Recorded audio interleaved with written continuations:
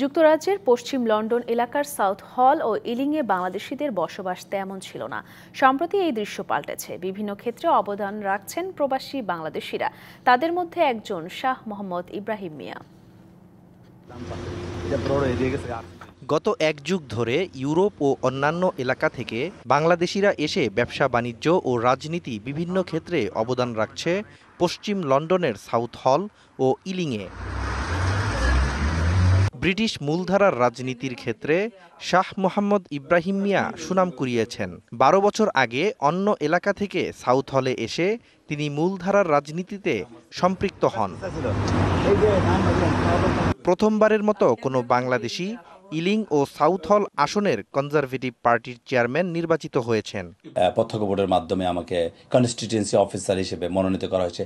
এই যে constituency officer সংসদীয় আসনের বাংলাদেশিদের জন্য একটা পোস্ট ওয়েস্ট লন্ডনের কনজারভেটিভ পার্টিতে, আমি মনে করি this is the first time ever. এটা অনেক প্রথমবারের মতো এরকম একটি পোস্টে কোনো বাংলাদেশি। তার এ সাফল্যে অন্যান্য প্রবাসীরা আশা প্রকাশ করে আগামীতে তিনি এমপি হিসেবে মনোনয়ন পাবেন।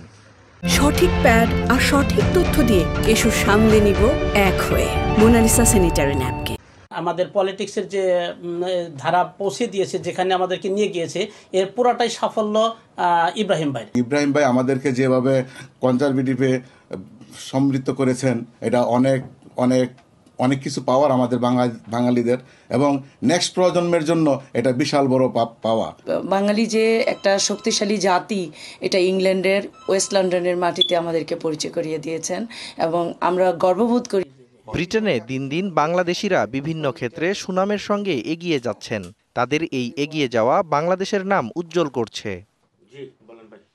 DVC news desk.